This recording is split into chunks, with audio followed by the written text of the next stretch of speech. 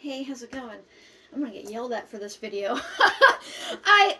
I've thought about it for a while. I've answered this question a million times, and so I thought, April, put a video together about it. And I'm gonna get yelled at because when people have to unlearn something that they already think that they've learned, they tend to get defensive, right? Just as humans, as animals, we tend to be like, no, I don't like change or things like that. But I'm gonna tell you and talk to you about why I think this is like one of the up there with the pet peeves I have of like misinformation, straight up like misunderstanding that gets spread around in the herbalism world. And that is that we can use glycerin to make alcohol-free tinctures. No, you can't. You can't. This is alcohol. So people are like, oh, well, I have to make an alcohol-free tincture. I'm going to use glycerin. But this is alcohol. This is alcohol. This is alcohol. This is alcohol. In fact, this is trihydroxy alcohol, a polyalcohol. That means it is many types of alcohols. It's just not ethanol. So sure, it's not like a bottle of vodka, right? It's not the same type of alcohol, but it is an alcohol, and so it bugs me when people say it's alcohol free. But the most important thing is that it doesn't just bug me, it's misleading, and it makes people think that they aren't consuming any type of alcohol when they're making it. It's often marketed to like alcoholics and kids, and it's a safer way to do it, and people don't want to consume alcohol. But so because it's not an ethanol, it's not processed through your liver really the way that normal alcohol is. But what it does do is it's processed into either glucose, so which that's an issue if you're diabetic, especially if you're like a fragile diabetic or something like that. Taking a tincture that you think is going to help your blood sugar could actually be you ingesting an alcohol, which is a carbohydrate, when you think you're getting away from that by not using alcohol. But also, it gets turned into a triglyceride, so it can either be shunted into either sugar or fat. Basically, is the way it works, right? And I'm not saying that you can never make a glycerite type tincture. I'm just saying that you've been lied to when you're told that this jug is alcohol free. And in fact, it's impossible to make a tincture without alcohol, which is why you can use glycerin to make a tincture, because it's an alcohol. But it's a really unstable one in the way that, like, this tincture right here of self-heal that I made with vodka, I can sit this on my shelf for like a decade, and as long as this cap is tight and doesn't rust off or something weird like that, it doesn't really go bad. It might lose a little bit of potency, but doesn't go bad. Whereas if I would have made this with glycerin, I got about 6 months to use this up before it goes rancid, before it loses all potency. And it can happen faster than that, because technically you're supposed to be balancing your pH and sugar levels when you're making a glycerite tincture, but very few people tell people that when they're making anything, because they're just like, pour it over top. And so beyond that, the issue is that glycerin is really hard on your digestive tract, and it can cause nausea, diarrhea, vomiting, IBS type symptoms, cramps, and then somebody will be like, oh, I need a tincture for my stomach issues, and then they'll use a glycerite, and it'll continue, and it'll continue, and it'll continue, and it'll continue. So glycerin topically is a really amazing humucculant, meaning she pulls in moisture from the environment internally. That's what laxatives do. Like if you take a laxative, most of those work by pulling in water from your body to your digestive tract, and then they just make you shit your brains out. Well, same thing happens when you consume glycerin, right? And so it bugs me a little bit, because nuances are important to my brain, and I don't like people being misled.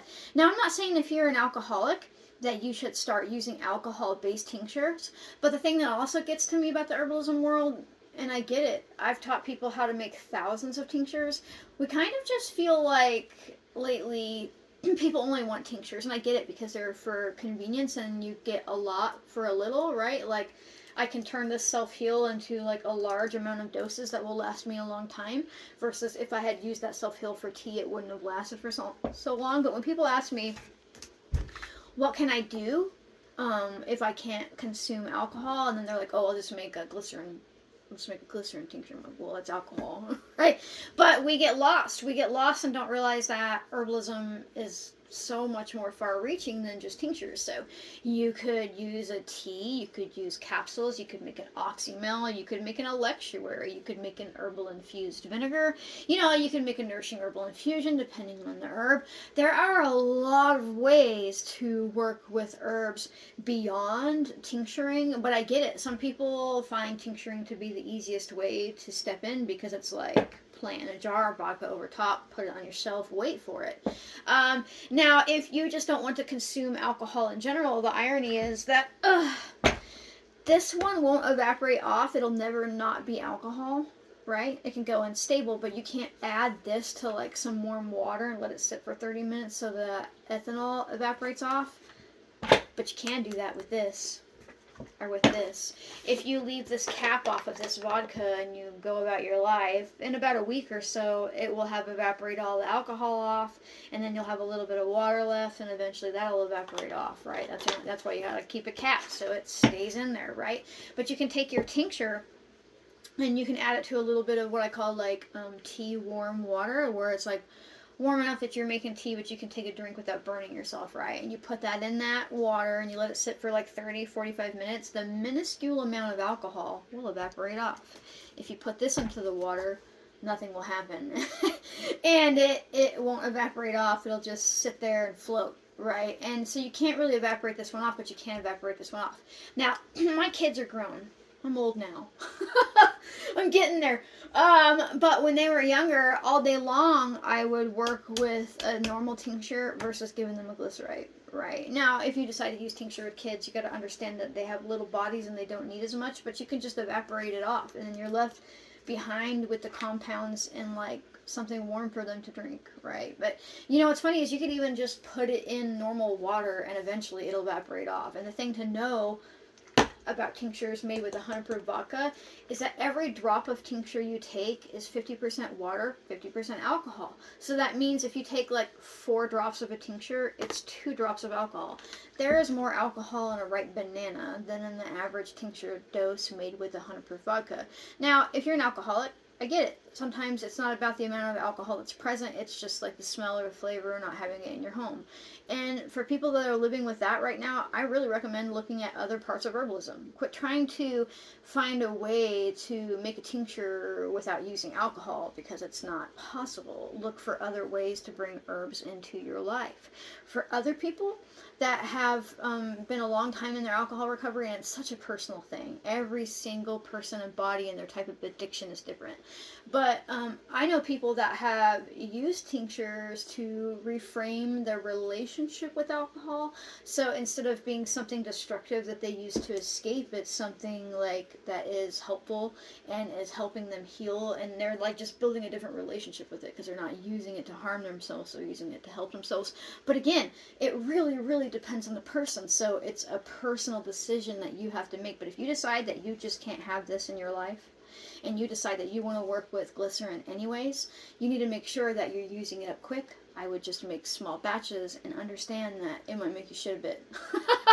Right, and so it's just something to think about. But I really think that we're all smart enough to move beyond tinctures if we can't have alcohol in our life. You are smart enough to figure out how to make, a tea and an herbal infused vinegar and all these types of things, and how to work these herbs into your life without alcohol being present, without getting a little bit swindled by being told that this is alcohol free, because it just isn't. And it seems like such a funny thing to have like a pet peeve about, I guess, but I feel like when people don't really know something like from a fact-based present, they can't really make a decision. Because some people, let's say, are avoiding alcohol because they're alcoholics, but others are avoiding all types of alcohol because of religion or otherwise, right? Or health issues or anything like that. And so when you don't tell them that this is actually a type of alcohol, it's kind of violating, right? But I get that a lot of people don't realize it. Most herbalists, I can't speak for everybody. There's millions of us, but I would say I've not really come across very many herbalists just in my personal existence, that understand that glycerin is actually a trihydroxy alcohol. That means many types of alcohol, right? And so it just kind of is something that I think that people should know, because it helps you make a better decision about what you're putting into your body. So that is my random rant on why glycerin tinctures aren't alcohol free. And I do really believe that you're smart enough to make the decision that works best for you in your individual situation. But I think that to make that decision, you need all the information. I really do. So if you like my random videos, whether they're about making tinctures or ranting, or I'm just a real human and sharing my brain as it exists, consider becoming a member. It's just a way to support my capacity to teach freely and make these videos. You can join for as little as 99 cents a month, and it just, keeps alcohol on my shelf that I don't drink other than tinctures and a roof over my head. If you can't do that, it's also really helpful if you are sure to like, comment, subscribe, turn notifications, and share. Sharing is super important because it helps other people realize that they're smart enough to do this too, and it tells the algorithm that I'm a pretty cool person worth showing to people. So thanks so much for watching, folks, and I'll see you next time. Bye.